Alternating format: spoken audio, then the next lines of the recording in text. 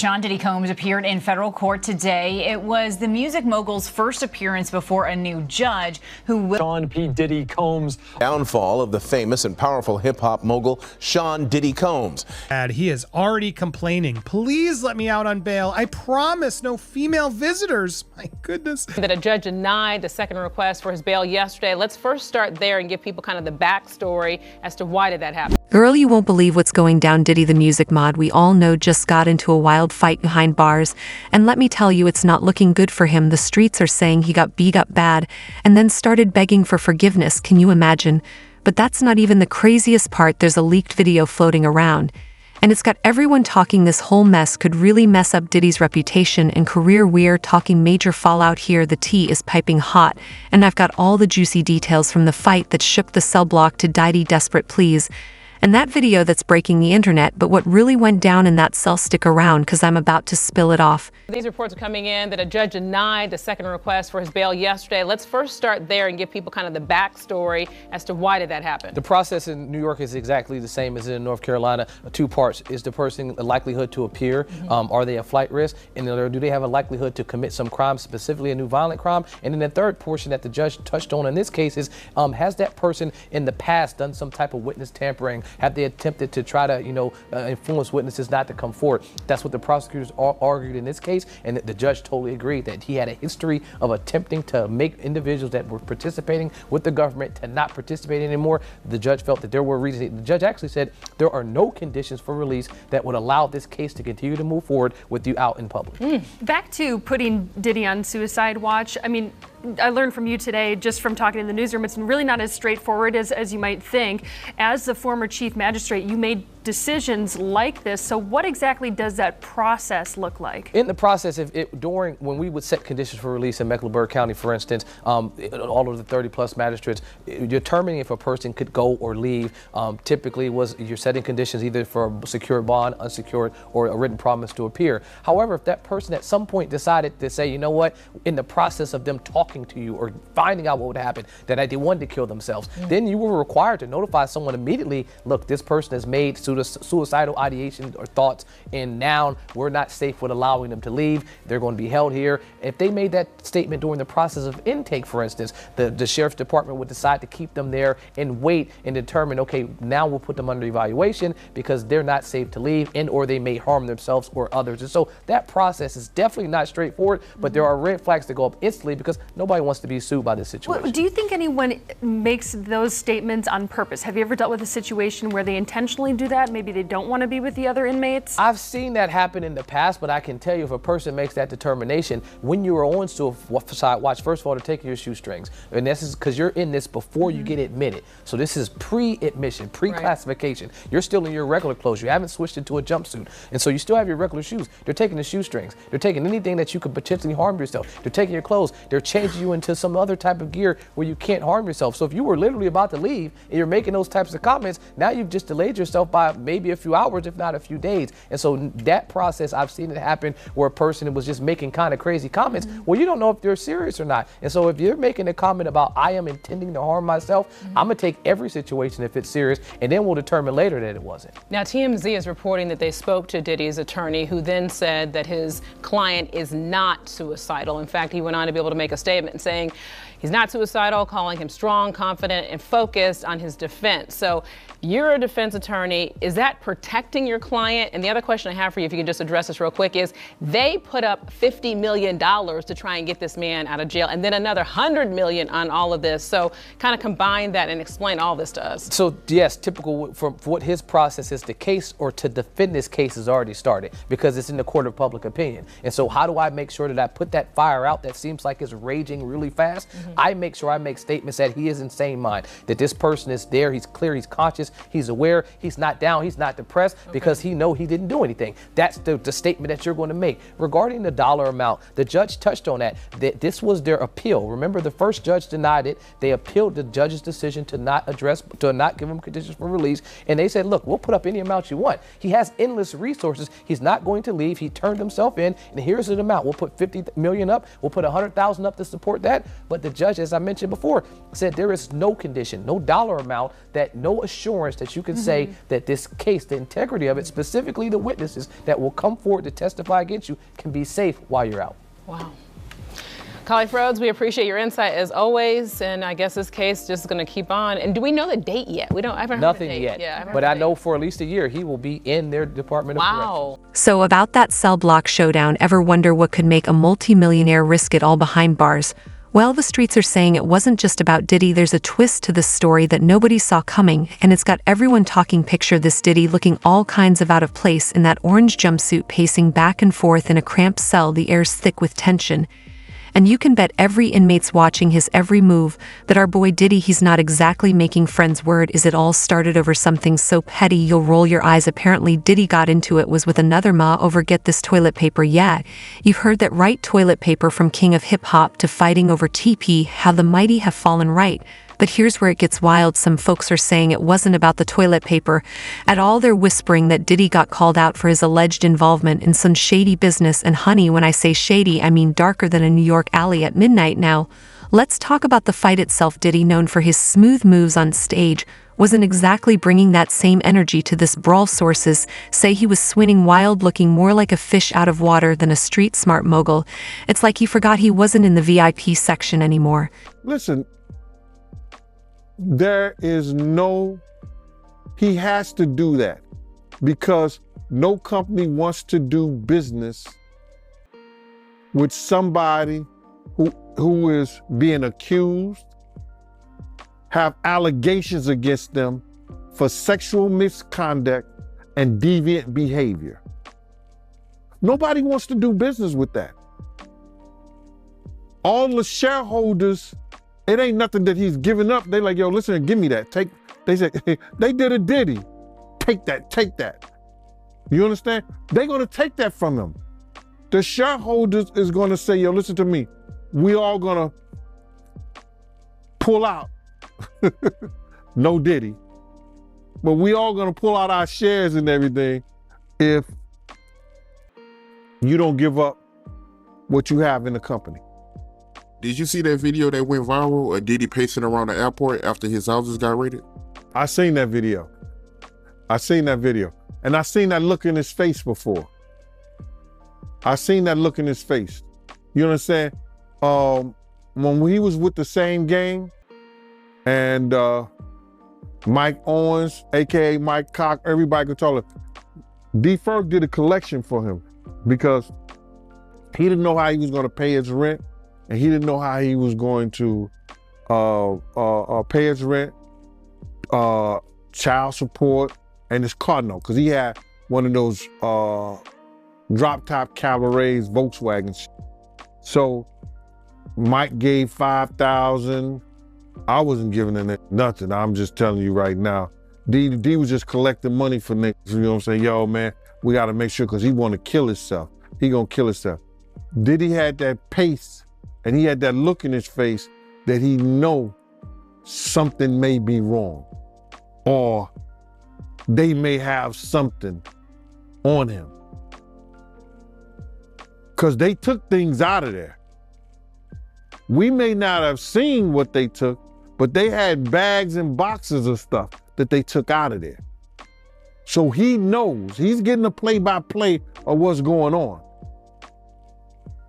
And even back then, doing that City College, when he was fired from Uptown Records, he was making statements about doing himself. He had that same look in his face.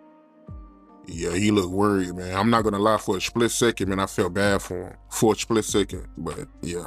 Like, everybody, I get all kind of hate mail, IGs, talking about that I'm trying to take a black man down. No. I went through every step you supposed to go through when you got a problem, you got a situation, you got an issue with a man. You understand? I get in contact with him. Went mutual friends. Let's sit down and talk. What you did to Wolf's mother wasn't right, bruh. You don't talk to her like that. If Wolf was alive, he'd take your head off. You understand? Try to talk to them. People, when they start getting in this power, certain positions, have certain amount of money, they don't look back. Some of them don't look back and don't think they have to come back to the people that help them get to those positions. You understand? I don't care what nobody say. You understand? If somebody helps you and use their ability and their talents to help you get in position and get to certain places and do certain things, you come back. And you make sure things is all right. You don't disrespect people's mothers. You don't disrespect your friends that took their money to make sure you was all right when you was wrong, when you was messed up. You don't do that, brother. So by him doing the things that he did and taking the avenue that he took, he's suffering the consequence, and I don't feel bad for him at all. Because people was trying to talk to him. People was trying to tell him. You couldn't pull him by the coat and let him know anything. You understand? They messed up the game, brother. When he put that shit out with them, money, power, respect, it ain't never been like that. It ain't never been like that. You got your respect in the street that gave you your power, that brought you your money. Totally different thing. He let that money, power, and respect go to his head, but he had it ass backwards. So do I care what happened? Nah. He got enough money to buy his way out of this. So we think. So when you look at that video of him pacing around and he's looking worried, and you knowing him, do you think it's possible that he might commit suicide? When you're a narcissist, there's always a possibility because you're suffering. But I don't think that he could see himself in a cage. I don't think he could see himself behind those bars in those type of situations. It's too many real dudes that dislike him. But then again, there's a lot of real dudes that need help. And him being behind bars, he could probably help them.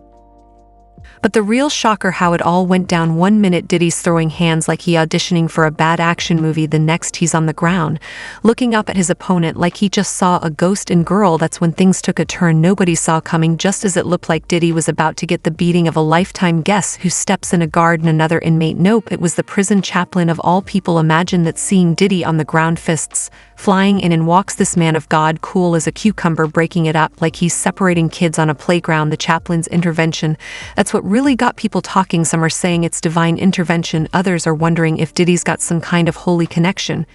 We don't know about either way. It saved him from what could have been a real mess.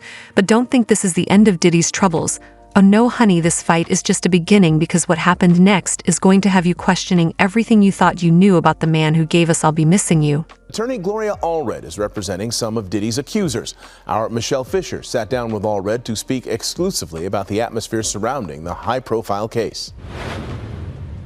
It's really all about power and abuse of power. Prominent attorney Gloria Allred, who has represented accusers of Harvey Weinstein, Bill Cosby, and R. Kelly, speaking exclusively with Eyewitness News. She now represents an undisclosed number of Sean Diddy Combs' alleged victims, including Talia Graves. The trauma of the assault has taken a toll on my mental health.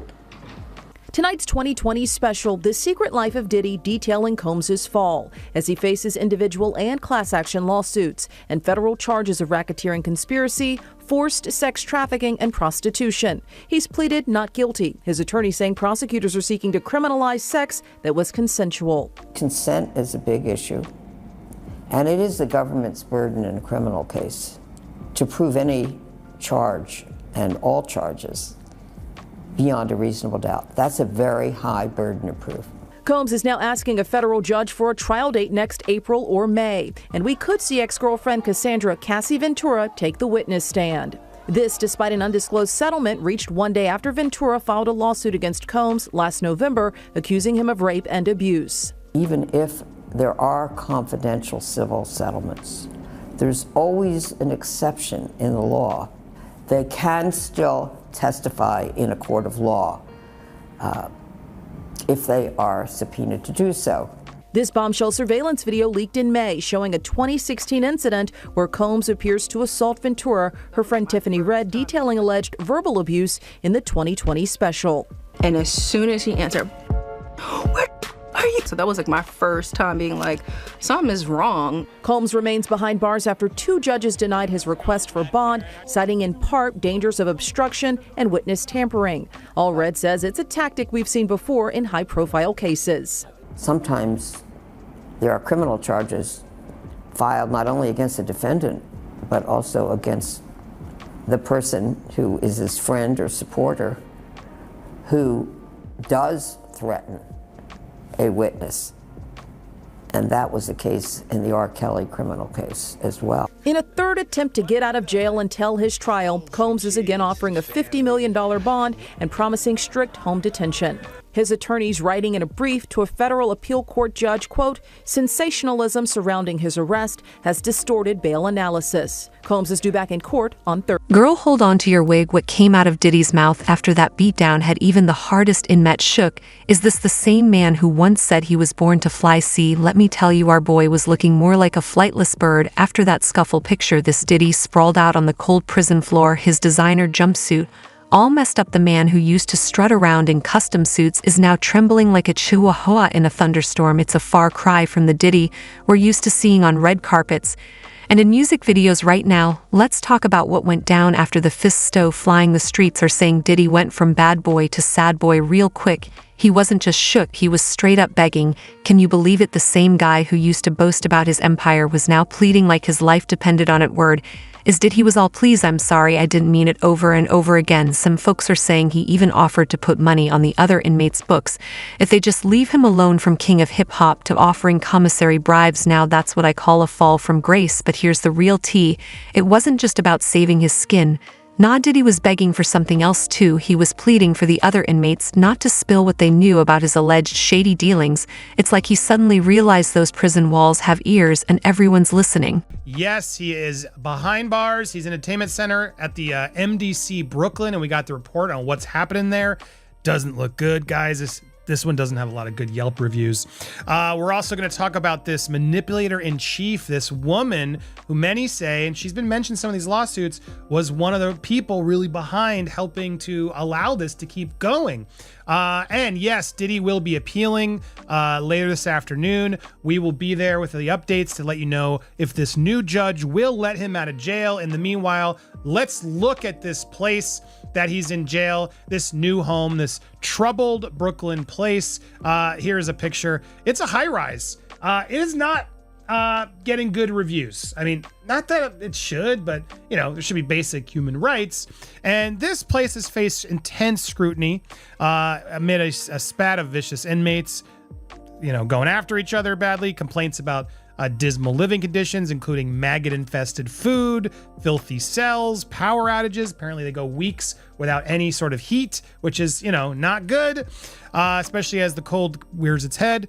These apparent conditions were brought to the spotlight during the trial of Maxwell. You know, I can't say the full thing, you know, the notorious Madame of Jeffy, when her attorney ripped the facility for the reprehensible and utterly inappropriate facilities. She complained about using the bathroom, which was an open sewer drain, rats running around, rotten maggot-infested food, freezing temperatures for roughly a week when an electrical fire caused all the light and heatings to go out in the building. Apparently, violence-plagued federal lockup made headlines when it was hit with the claims that the staff had allegedly covered up a knifing at one point. It holds pretrial detainees as well as those serving short federal sentences. It holds about 1,700 inmates. Yeah, look, it's not a good place, as multiple places reports are coming in explaining more about it. Yeah, let's see who else has been here. We had R. Kelly So he's in good homes there. R. Kelly. It's also Michael Cohen was there, Fetty Rap, Alison Mack from that trial, Ghislaine, and now he is in there as he's waiting to see what will happen next. It's interesting. We got his location. I had a picture here. I don't want to show this, but yeah, Sean John Combs. I have his registration number. He's located there. This is in like the prison database. You can go find it. And it's interesting because he's in the SHU, the SHU, which apparently with John Witherspoon is telling us most likely for his own protection and also to keep him from like cutting deals. Because you can get in there and cut other deals with prisoners in exchange for protection, extra food, commissary items, etc. Interesting insight from John there. I think it's spot on. They, regardless if people want him to, get shivved, he shouldn't right now. He shouldn't. Nobody should. He should be put in jail for the rest of his life. I'd much rather that outcome than have him get out quickly if he did all the things he did. Let's get to the truth of this first. But I want to talk about another part that's coming out as more people are spotlighting this woman right here. This one right here has been called I can't read the name. Sorry, I can't say certain keywords, but hopefully you understand why. I'm doing my best. Doing my best, chat. But Sean Diddy Combs once called his Combs Enterprise Chief of Staff, Christina Koran, his right hand. It's a Karam? It's Karam. Source close to the federal investigation believes she is more his manipulator in chief. If anybody is a gatekeeper, Christina would know everything, the source added. High-ranking supervisors were flagged in the 3-court federal indictment, charging Combs with all the things we've said. Combs has pleaded not guilty to the charge, but remains in custody. He's now offering a $500 million bail, which was rejected. We'll see if he gets this appeal today. Karam has not been arrested or charged with any case. So does that mean she's working with the feds? Because if his right-hand man is actually sharing the secrets, well, he's even more in trouble, right? That's the done deal. Now, is she nervous? If she's implicated or caught doing this as well, they might give her a plea deal or less time in order to sell out Diddy. When you're really under the gun and the pressure's on, it happens. So I can't imagine Diddy's excited right now being behind bars, and probably part of the reason why he's promising no female visitors. Yeah, we'll come back to that in a second. Supervisors facilitated these performances, the freak-offs, according to the indictment, stocking the hotel rooms with items, as we talked about. They've gotten evidence from a lot of sources, recordings, text messages, and texts from Christina Koran, apparently. There she is again, his right-hand man, woman. Interesting, right? How do you allow that to go down? I would love to hear from her. How does she justify all this behavior? Just the power, the control? How did she get in? She was the one who was actually seeing Diddy's issues and enabling them to then get her own control. Is that what was going off here? As long as she had that seat at the top of the table, she was okay doing it. I don't know. That's what I'm just wondering. I'm not alleging anything. We will see. She is not yet charged, but with these allegations coming in, this is interesting. So, is that her? Yeah, okay, that's her too. I guess so. There she is. This looks more recent because they look upset there. Trying to figure out now what. So this woman could be a big key to figuring out what went down, unless she wants to take it all to the grave with her. Now, she did not return requests for comment. We'll see if she comes in. But yes, she was mentioned in Little Rod's suit. She knowingly, intentionally participated, perpetrated, assisted, supported, facilitated the venture, is what he alleges. And Quorum required Combs' domestic employees, including the butler, chef, housekeepers, to carry a fanny pack with substances there, pink drug combination of things, and he could indulge his choice at any time. So she apparently, according to these rumors, would be there ready and willing to ensure he could have any substance, people, etc., etc. So if all true, a lovely individual. She's, I'm sure, very happy right now to be caught in this web. But that's where we stand. So far from this, this mansion that he was in, now he's in the raid. He's going to be in this high-rise security complex for it could be a little while. We'll see if today he is able to get out That'll be the big question, and we'll be there covering the updates as we get them coming in. Sadly, this is New York, so we won't get this televised. It's so frustrating. All we get is sketches. We can't even get photos. I don't understand how this is just. Free press, all these trials are public knowledge. We should be able to be in there to ensure that we're getting the facts. But he's protected right now due to it being in New York, and we will stay tuned and be here. So make sure if you haven't already, hit that subscribe button, hit that bell for alerts right there, hit that all. And then when you get those alerts, smash that like, leave a comment down below. We'll be covering this case and a lot more. We got a lot more stuff in the bank, but we're obviously leaning into the updates as they come in, and more are coming in. I think today, if he loses his appeal or wins his appeal, I think it's unlikely based on the sources I'm talking about, that will comfort more people to come forward, right? Can he get out? Is he really behind bars? It's done. I'm seeing already some private threads and things that we may talk about later, illuminating a lot of things. And I think more and more are going to come forward. Book and learn how to talk to him, girl. Can you believe all this drama? Diddy's gone from bad boy to sad boy real quick. First, he's throwing hands over toilet paper. Then he's begging for mercy like his life depends on it. And now that leaked video's got everyone talking. The streets are saying this could be the end of Diddy. As we know, can his empire shaking, his reputation in tatters. And don't even get me started on what this means for his music career. It's like watching a train wrecking slow motion. And nobody can look away, but here's the real question. Is this just another day in celebrity land, or are we finally seeing the cracks in the facade? Cause let me tell you, if Diddy can fall this hard, nobody's safe. The tea's still brewing, and you know there's more to come. And thanks for watching Celebrity Spill, guys.